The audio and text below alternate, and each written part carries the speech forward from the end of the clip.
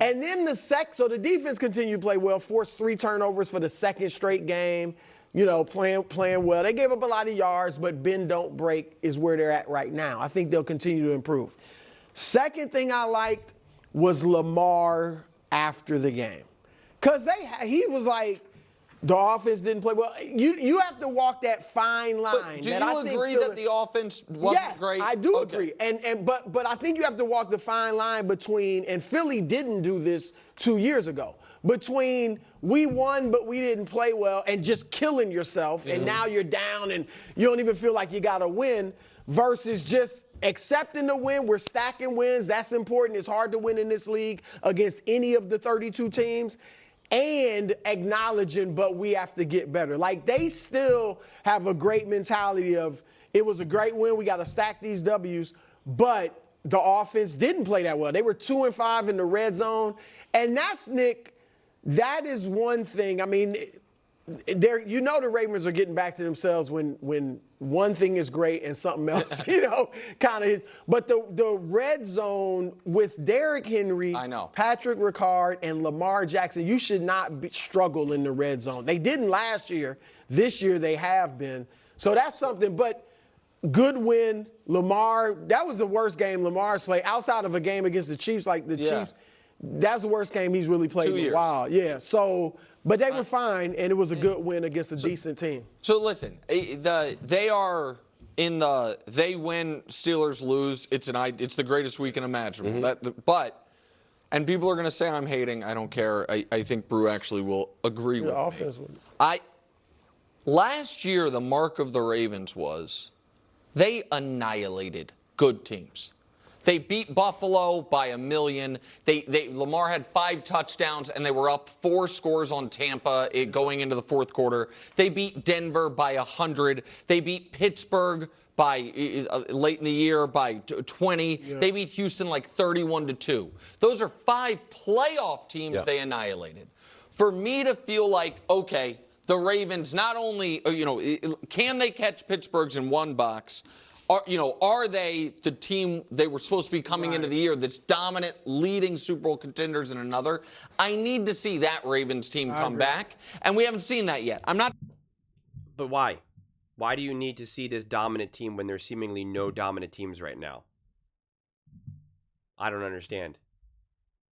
Doesn't make any sense. And a team like the Vikings are a really interesting team because they obviously have a great defense. And any of the weeks that the Vikings haven't looked good, you really said like, wow, this defense maybe hasn't looked that good. And the offense was overwhelmed. And right now, the defense for the Baltimore Ravens absolutely annihilated and overwhelmed J.J. McCarthy. They can only do what they can do when dealing with some young quarterback. And they absolutely made, like Colin Cowherd's out here saying that J.J. McCarthy's a bust right now. That's how bad J.J. looked against the Baltimore Ravens. And that was 100% a direct cause from the Baltimore Ravens. It's not like J.J. had all time in the pocket and he was just getting happy feet or that he was just missing wide open receiver. No. The Baltimore Ravens absolutely got after him and swallowed him up. So the defense looked elite that game. Absolutely, positively. Now, the separate box is the offense. And you want to say, well, they should be able to roll them and blah, blah, blah, blah, blah. This is a Brian Flores defense. This defense is great. And this defense was fighting. And yeah, they were 2 for 5. Brew took my line. They're 2 for 5 in the red zone. You want to see them be better. I don't think Lamar Jackson necessarily played bad. His box score wasn't amazing. You just can't always go by the box score. I think he felt trapped at times. He continues this season to get kind of stuck in this. Am I throwing? Am I running? Am I throwing? Am I running? And that felt imperfect to me. And his elusiveness, his slipperiness felt not as lethal as it has been. And Derrick Henry, 20 carries for 75 yards. Nothing to break out in that regard. Lamar, obviously, 9 carries for 36 as well. I just think that this was a great defensive stance from the Minnesota Vikings. And there was not many opportunities for the Baltimore Ravens to really, how do I want to put it? To really snap things in a way that made you feel like, okay, the score is 40, as like a bunch of the scores were like 44 to like 21 or something. Just by virtue of how this game was unfolding because of the stance that Brian Flores put up against Lamar Jackson and this Ravens offense. Also understand that this Baltimore Ravens offense is still having to regain their footing.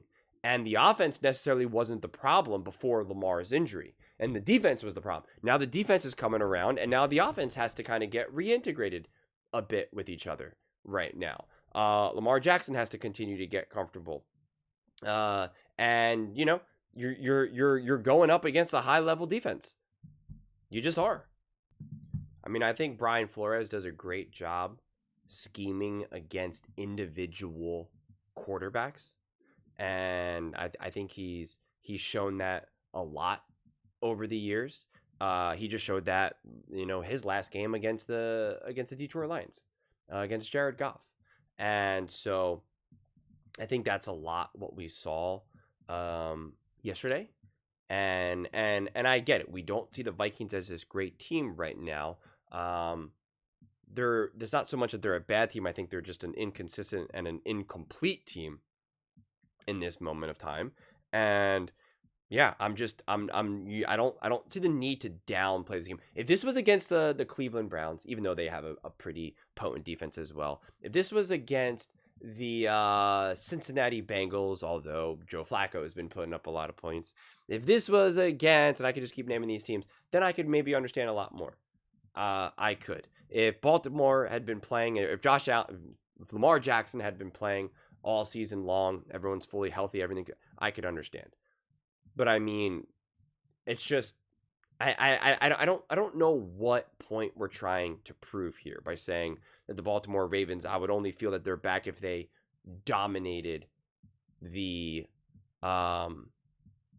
Minnesota Vikings here, if they won 35-7. Like I'm not so sure how relevant that is. The Houston Texans and a backup quarterback, Davis Mills or whatever the heck it is, just beat the Jacksonville Jaguars. And the Kansas City Chiefs lost to the Jacksonville Jaguars. The Kansas City Chiefs lost to the Philadelphia Eagles in the same run where then the Eagles got rolled by the New York Giants. The Buffalo Bills beat the Kansas City Chiefs, just got rolled by the Miami Dolphins. Like, at the end of the day, this season especially,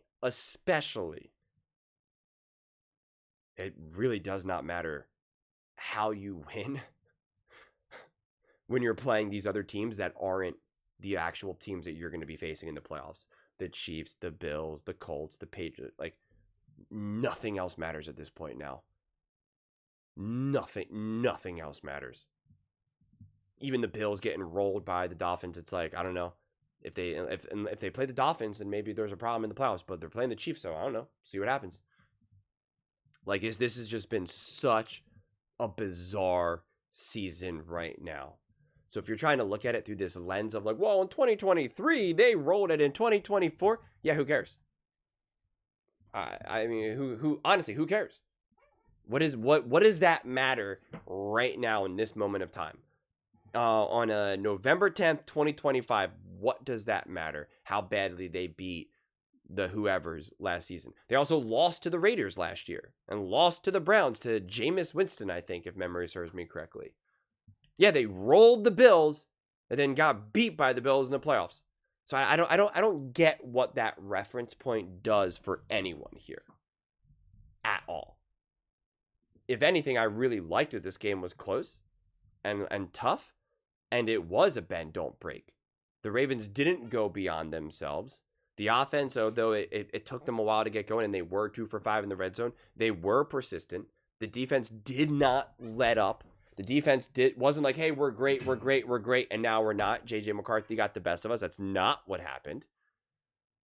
And so I appreciate a win like this in a lot of ways, more so than if they just won 35-7. because I do expect a lot more fight from the Minnesota Vikings. And I know what the Minnesota Vikings are capable of doing, especially defensively. Like, in a lot of ways, Nick is going to be more impressed by what Matthew Stafford did against the 49ers, who are decimated. Absolutely positive. It was the easiest day for Stafford and that offense. That's not that impressive to me, honestly. It's not. But what I saw out of the Ravens going up against the Vikings, yeah, it was, considering the circumstances. Considering the circumstances. That, to me, is the key. You have to consider the circumstances and where the Baltimore Ravens are at in this moment of time. But those are just my thoughts. I'd absolutely love to hear yours. What do you guys all think about Lamar and the Ravens? How do you feel about them? You know, even Lamar talked about that this offense wasn't good enough, and Brew talked about it. You know, are you still concerned about this team like Nick is saying? Let me know your thoughts in the comments below. I read every single comment, so whether you agree with me or disagree with me, either way, let's get in some discussions, let's get in some fights, but ultimately, let's just have some fun. And please do consider subscribing. We are building an amazing community here, and absolutely love to see you part of it. I want to build something that we all generally feel connected to, something that we're really excited to be part of. I think we're well on our way to doing it. Please don't forget to give this video a thumbs up, as it really does help with the visibility and the algorithm. Thank you so much. See you next time.